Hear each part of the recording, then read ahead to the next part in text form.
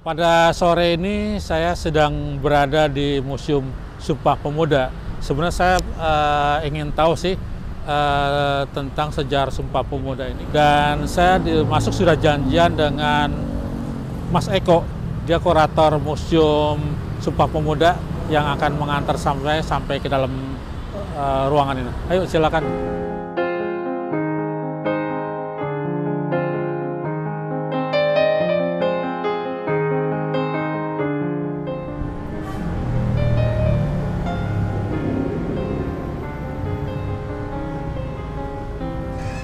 Selamat sore, Mas Eko. Selamat sore, Pak. Ya, ini terima kasih bisa disambut untuk menjelaskan sekitar Sumpah Pemuda saja, nggak usah yang lain. Dan saya berharap pengetahuan saya bisa komprehensif melalui penjelasan Pak Eko. Iya. Siap? Siap. Iya, Pak, selamat datang kita di Museum Sumpah Pemuda. Ini ruang pengenalan Museum Sumpah Pemuda. Di sebelah kanan kita ini ada lini masa Sumpah Pemuda. Mengapa juga di sini ada potret Presiden Soekarno? Karena Presiden Soekarno lah yang menetapkan Hari Sumpah Pemuda secara resmi pada tahun 1959. Dan Presiden Soekarno sendiri yang mendengungkan istilah Sumpah Pemuda. Dan di sini 1908 adalah awal di mana lahir organisasi modern pertama yang digagas oleh anak muda yang bernama Budi Utomo. Lalu nanti ada 1925 Perhimpunan Indonesia menetapkan Manifesto Perhimpunan Indonesia 1925. Lalu ada peristiwa Kongres Pemuda pertama, Kongres Pemuda kedua 1928. Dan terakhir adalah di mana 1959 Hari Sumpah Pemuda ditetapkan sebagai hari nasional. Dan di hadapan kita ini adalah pemilik rumah indekos ini dulu bernama Sikong Lian. Sejak kapan dia memiliki bangunan ini? Data otentiknya kita tidak menemukan, namun yang tercatat secara sumber adalah 1908 ya. Namun yang terkait apakah beliau sudah berdiri rumah ini abad 19 itu belum ada data otentiknya, Pak. Dan memang bangunan ini sudah beberapa kali disewakan, dan disewakannya yang paling kita kenal adalah disewakan kepada para pemuda hingga di mana nanti terletuplah Kongres Pemuda kedua 28 Oktober 1928.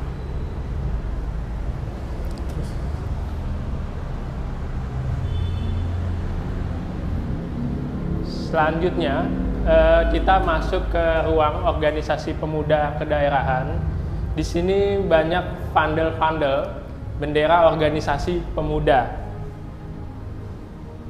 Jadi di sini kita bisa lihat pandel Yogyakarta, ada pandel Perhimpunan Indonesia, ada pandel Hizbut Waton, ada pandel Perhimpunan Pelajar-Pelajar Indonesia, ada pandel Young Islam Itenbon, ada pandel Young Sumatera Nenbon, pandel Organisasi Pemuda Indonesia, dan terakhir adalah pandel Indonesia Muda.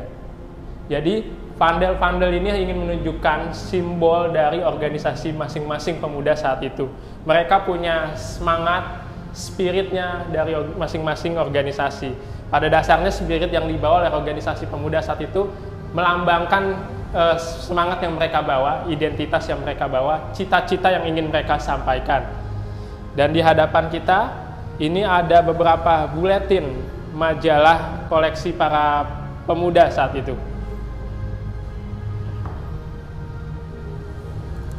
Jadi di sini ada salah satu buletin bernama Indonesia Raya. Indonesia Raya ini adalah buletin Perhimpunan Pelajar-Pelajar Indonesia.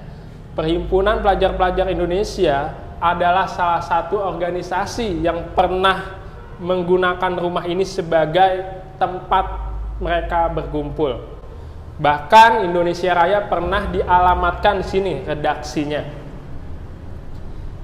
Dan di sini juga ada beberapa buletin terkait organisasi Young Indonesia, Pemuda Indonesia, ada juga dari buletin Perhimpunan Indonesia yakni Indonesia Merdeka.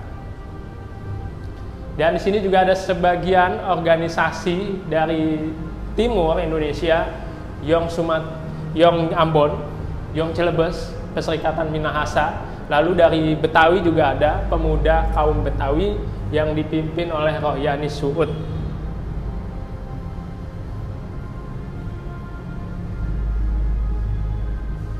Jadi pada dasarnya ruangan ini ingin mendeskripsikan bahwa pemuda pada awal abad 20 mereka berkumpul, mereka berdiskusi dalam sebuah perkumpulan-perkumpulan yang memang dengan semangatnya masing-masing.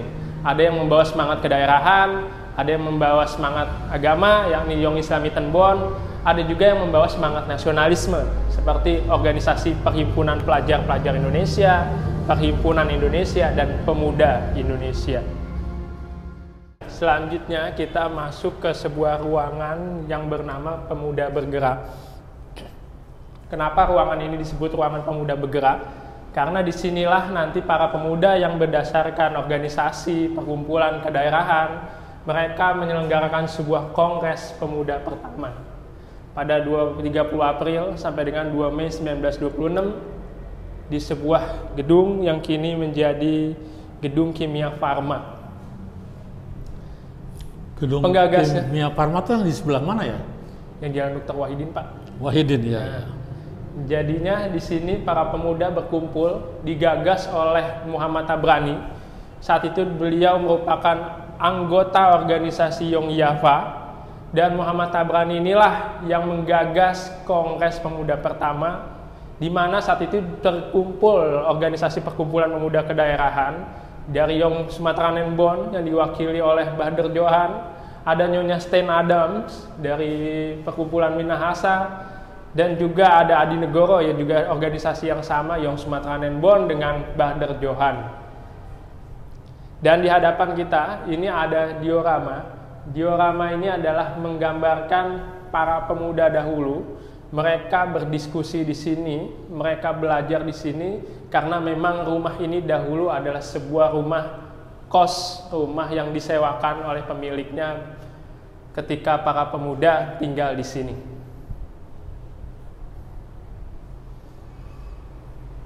Selanjutnya kita masuk ke sebuah ruangan yang cukup bersejarah bagi bangsa kita, karena di ruangan inilah lagu kebangsaan Indonesia Raya kali pertama diperdengarkan oleh penciptanya sendiri, W.R. Supratman, Wage Rudolf Supratman, menggunakan biolanya.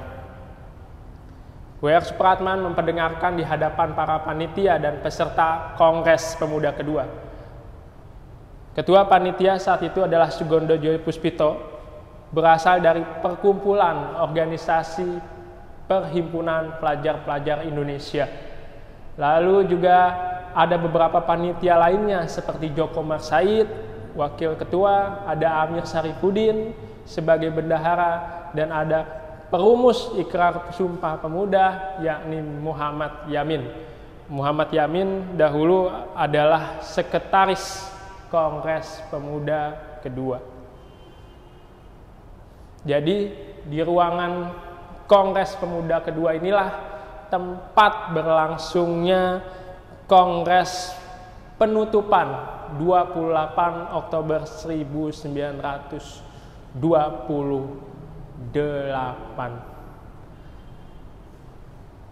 Ada pula dari kaum perempuan. Kaum perempuan inilah yang mewakili kaum perempuan saat itu menghadiri Kongres Pemuda kedua, yakni Siti Sundari dan Emma Puradireja. Yang mereka sampaikan ketika itu adalah mengenai pentingnya pendidikan kaum perempuan sebelum mereka terjun ke arena pergerakan.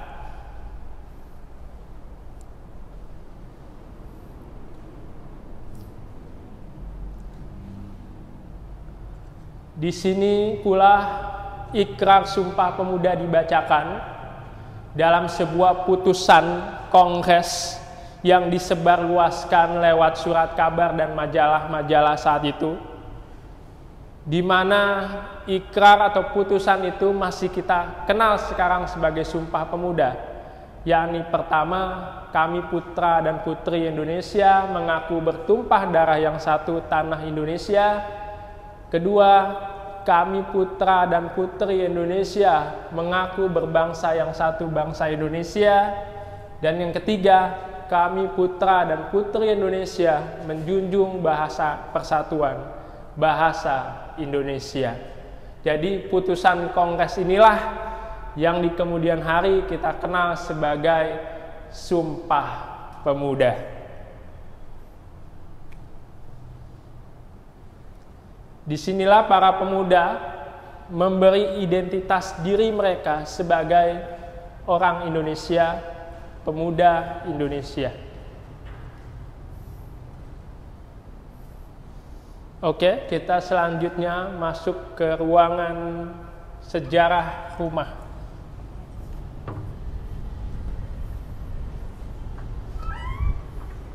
Ini adalah serambi belakang rumah Kramat 106.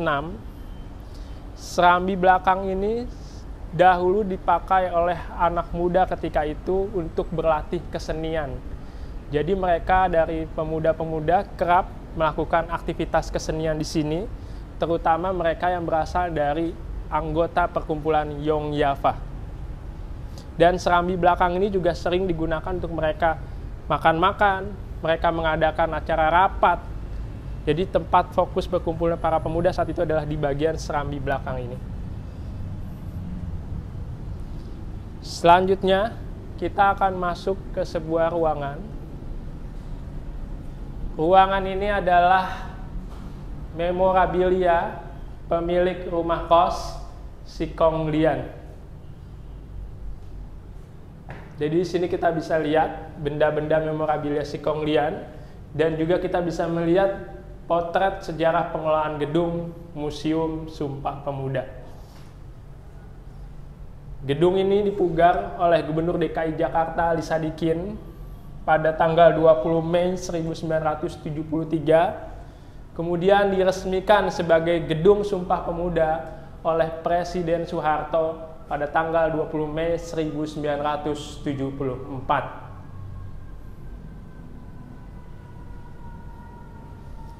Dan di sebelah ruangan ini ada sebuah ruangan yang menceritakan sejarah rumah kos Kramat nomor 106.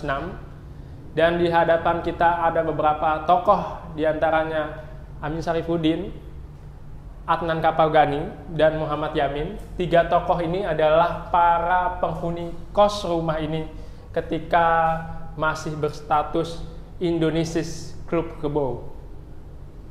Dan di hadapan kita juga ada panel. Panel ini adalah gambaran-gambaran para pemuda ketika mereka menghuni rumah kos Kramat nomor 106.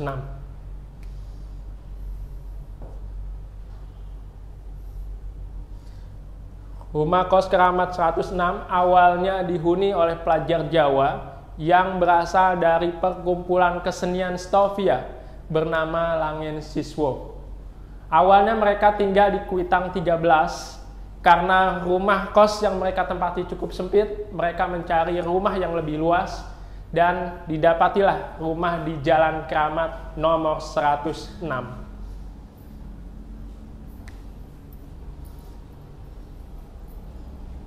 Selanjutnya kita akan masuk ke sebuah ruangan. Ruangan ini adalah ruang Indonesia Raya.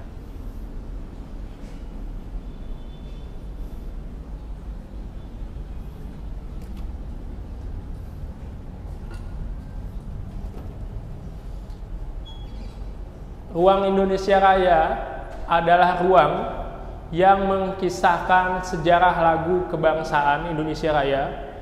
Dan disinilah kita bisa melihat biola W.R. Supratman, karena biola W.R. Supratman adalah biola yang dipergunakan W.R. Supratman saat kali pertama memperkenalkan lagu ini di hadapan peserta Kongres Pemuda kedua tanggal 28 Oktober 1928.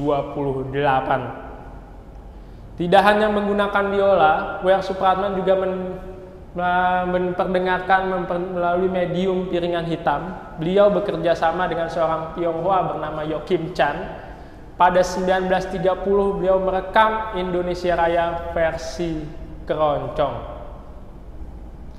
Jadi W.R. Supratman dengan lewat berbagai media ingin memperkenalkan lagu Indonesia Raya sebagai sebuah lagu kebangsaan, dan beliau juga mempublikasikan lagu ini lewat sebuah syair, lirik, notasi partitur yang beliau cantumkan dalam sebuah majalah Sinpo.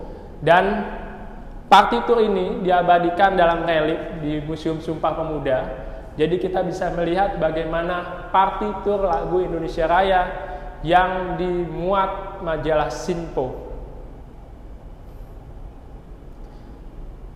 Tak hanya melalui Sinpo, W.R. Supratman menerbitkan lirik dan partitur Indonesia Raya melalui sebuah brosur seharga 20 sen, dan brosur itu diberi judul Indonesia Raya, lagu kebangsaan Indonesia.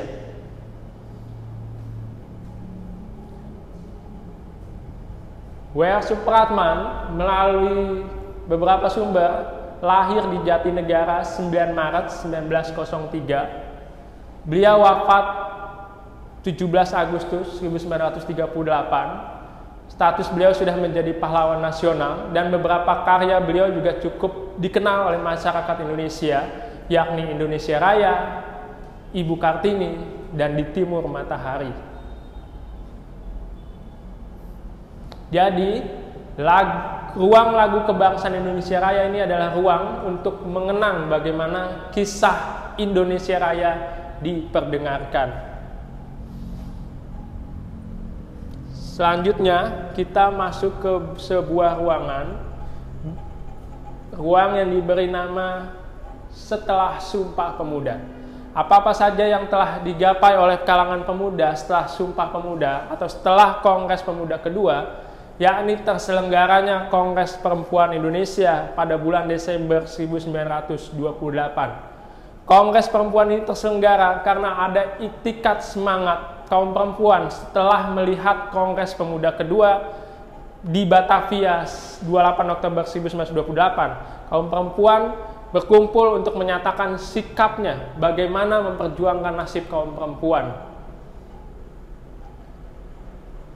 Ada pula Kongres Bahasa Indonesia pada tanggal 25 Juni 1938. Pada kongres ini ingin mengetahui perkembangan bahasa Indonesia, pembaruan bahasa, dan peraturan-peraturan mengenai bahasa Indonesia saat itu. Karena poin utama dari Kongres Bahasa ini adalah salah satu perwujudan dari Ikrar Sumpah Pemuda, yakni menjunjung bahasa persatuan bahasa Indonesia.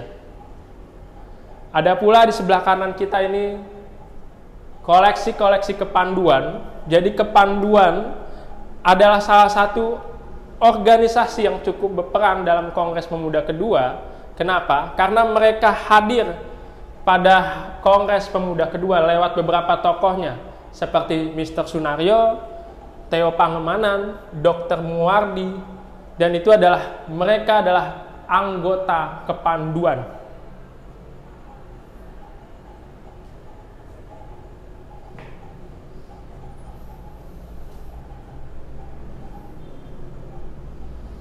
Para pemuda setelah Kongres Pemuda kedua juga membentuk sebuah organisasi gabungan, fusi, yakni bernama Indonesia Muda. Jadi mereka ingin menunjukkan bahwa mereka bukan lagi sebuah organisasi yang bersifat kedaerahan, tetapi mereka sudah memperjuangkan sebuah perkumpulan bersifat nasionalisme bernama Indonesia Muda. Sejarah perjuangan kaum muda kita cukup panjang. Rentetan tahun 1945, 1966, dan 1998 adalah sejarah panjang perjuangan para pemuda Indonesia. Dan selanjutnya kita memasuki ruang perenungan. Di ruang inilah kita bisa melihat wajah potret gambaran anak muda Indonesia hari ini. Kita semakin bineka, para pemuda Indonesia semakin beragam latar belakang, budaya, suku, dan agama. Pada dasarnya para pemuda hari ini memberikan kontribusi sekecil apapun terhadap negara kesatuan Republik Indonesia. Dan di hadapan kita ada pahlawan nasional yang berasal dari tokoh-tokoh Sumpah Pemuda seperti Adnan Kapaugani, Wage Rudolf Supratman, Dr. Muhardi, Sultan Muhammad Amin, Sarmidi Mangunsarkoro, Dr. Lemena, dan Arnold Mononutu. Jadi para pahlawan ini sudah menyandang gelar pahlawan nasional. Mengapa ini dicantumkan di sini, ditampilkan di sini? Di sini ingin menyampaikan bahwa mereka berjuang dari semenjak muda hingga menutup akhir hayat.